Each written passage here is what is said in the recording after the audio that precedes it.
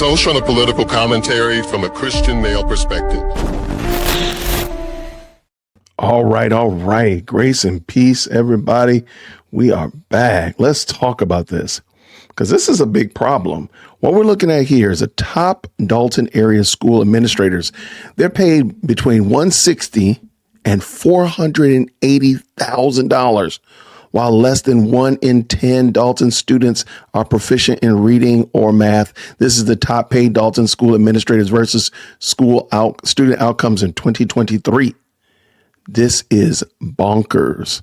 Let's start at the bottom. And let me tell you this, as a former educator, this is a truism. The further you get from the classroom, the further you get from the interacting with the little small humans on a daily basis, usually the more you're paid, but the more obtuse you become to the problems in the classroom. And at the end of the day, teachers are delivering a product. Teachers deliver a product, which is let me start again. Teachers work for the parents, and the parents deliver or give to the teachers raw materials, AKA their little Johnnies and their little Sallies.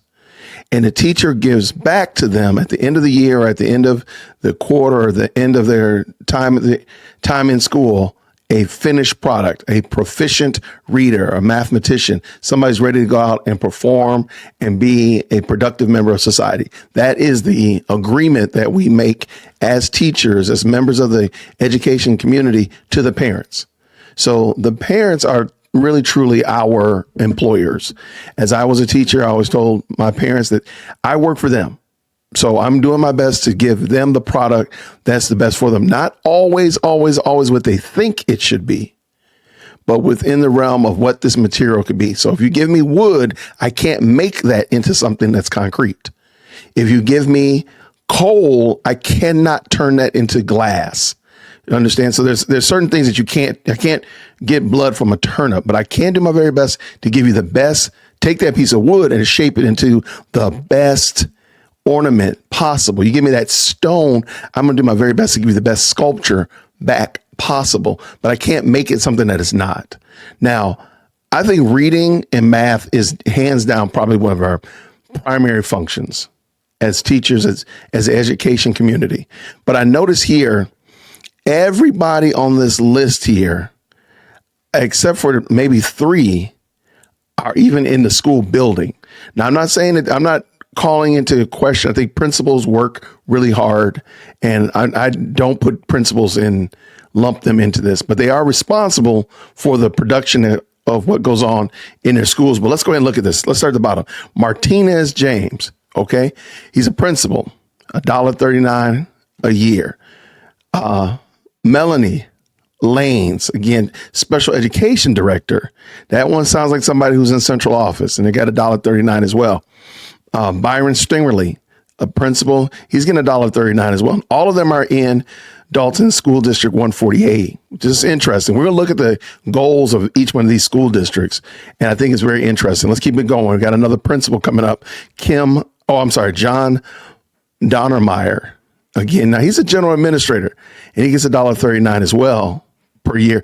That does not sound like somebody who's inside of a building. So notice there's a trend. There's a lot of people outside the building. As we get even higher, there are going to be a lot of people not in the building. Kim Brassfield, she's a principal, $139 a year. Everybody down here in the top 5, the lower 5, are all pretty much making the same amount of money, but they're all principals. And in their school districts, so we're in 148, their reading proficiency is 14%. Their math proficiency is 6%. That means that in reading, that means 86% of the people cannot read on level. So if you're in 3rd grade, you're not reading at 3rd grade level. 5th grade, not reading at 5th grade level. Senior in high school, 12th grade, you're not reading on 12th grade level. Now, it could be 11th grade, but I don't think that most people would be making a fuss if a 12th grade was only reading on the 11th grade level. I don't think that's the problem. I think what we're probably seeing is probably 2, maybe even 3, I hope not more than that, 4 grade levels behind. So you might very well be looking at a 12th grader that's reading on an 8th grade level. Sadly, you might be looking at a 5th grader that's reading on a 2nd grade level. Let's go to math proficiency. That means there's 94% of the students are not on level. 94%. are not able to do math on their grade level. So whatever they're asked to do, they're not able to do it. You only have one chore. You only have one chore, and that's to teach these children. But let's keep going. Let's finish this up. There's a general administrator. Her name is Tori Navarra. And again, she's at 151,000 per year. Now she's in 148 as well. And she's a general administrator. That sounds like somebody who's in central office. Maureen White for School District 149, the district superintendent that's not in the building, that is definitely in central office, 205. Twyla Harris, she's in 149 as well, assistant superintendent, 239 per year.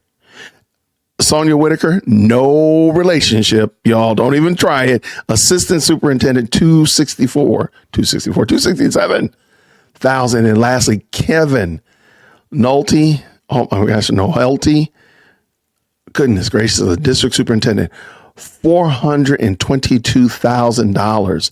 I'm not saying that these people have not worked. I'm not saying that they did not earn it. I'm not saying that they have not put in their blood, sweat, and tears. All I'm saying is that the product that you're turning over to these parents is not the product that they initially set out to get. And therein is the rub. Therein is the problem. Why in the world are you looking at 86% of these children? Oh, let's look at school district. By the way, I apologize.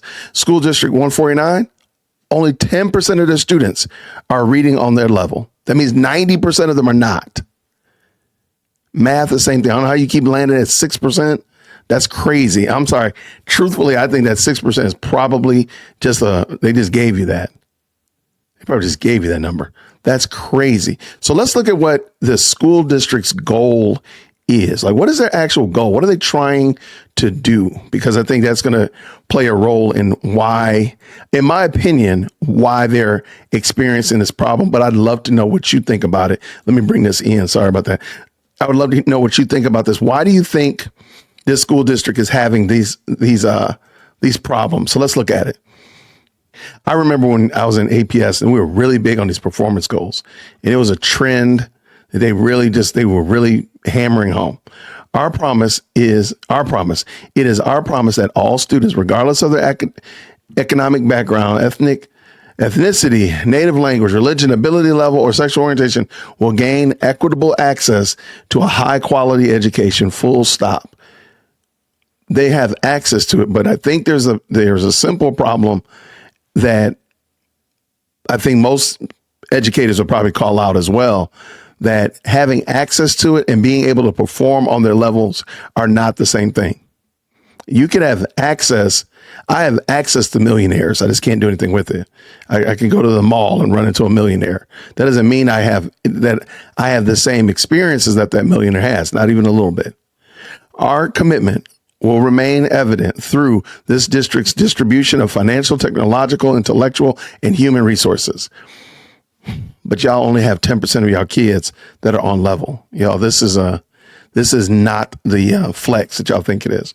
I'm just going to blitzkrieg through these. This is 149's goals, and then we'll look at, these are 148's goals. Please forgive me. Yeah, this is 148's goals.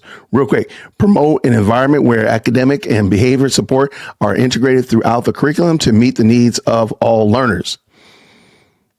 This is sad. I'm gonna just run through these, and I will leave a link to all of these down below. Then why are we not? Why are only 10% of your students able to read this document? In alignment with the board policy 1-40.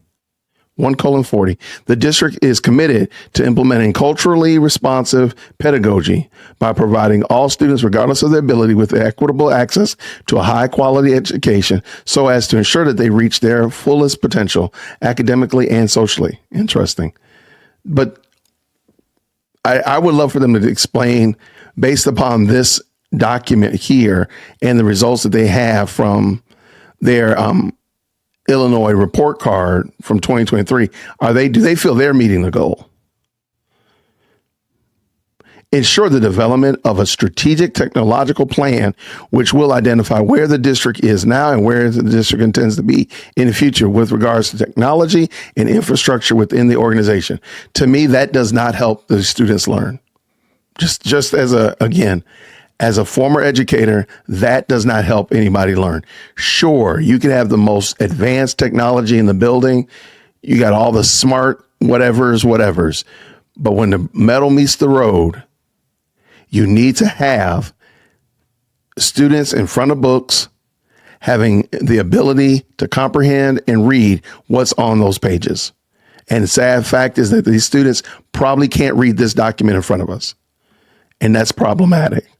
So having access to technology, I know a lot of people will not appreciate this, but technology and the amount of money that you spend on per student does not guarantee you anything. It doesn't do anything at all.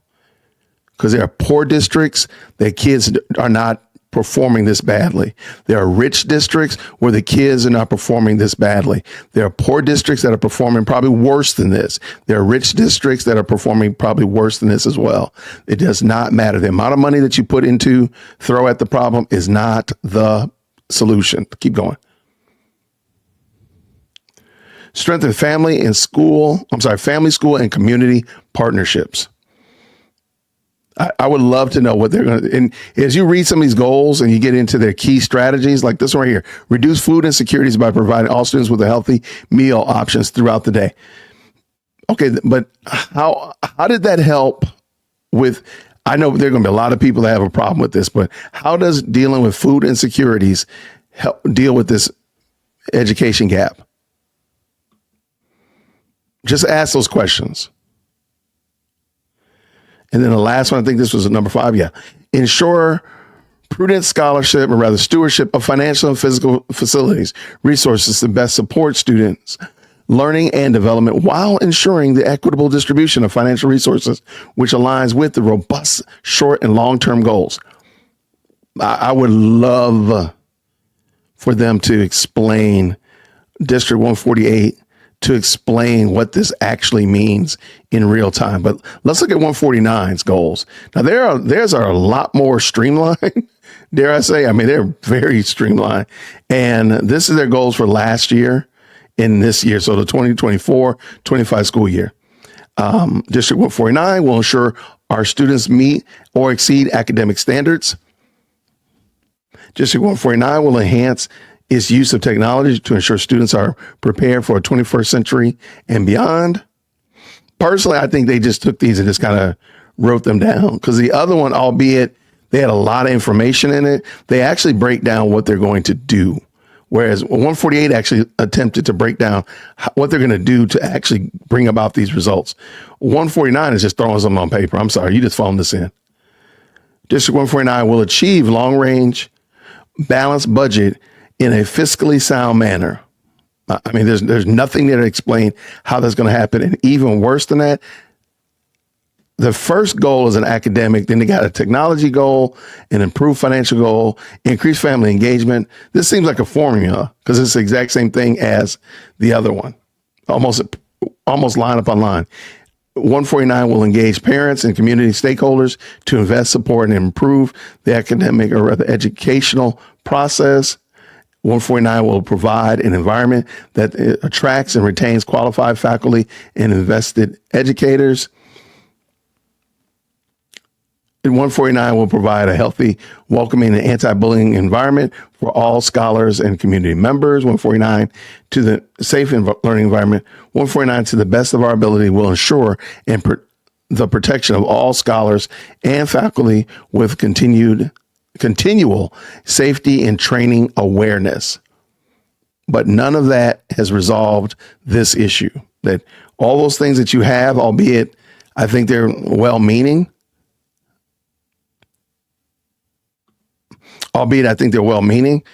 they don't resolve this issue that we're looking at right here.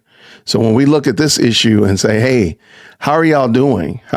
Giving you your scorecard, you completely tearing it up. You tearing your draws. 148, 149, y'all got respectfully. If you just look at this, about 12% of your students are reading on grade level, and 6% are math proficient. But you got people in here making almost, and from my understanding, this is from 2023. So I think they were actually trying to and shooting for this number to actually be higher, the salaries to be higher. And we didn't even talk about like their retirement enhancements and other benefits. Because, yeah, they definitely are above this number, their base salary for sure. When the smoke clears, that's craziness.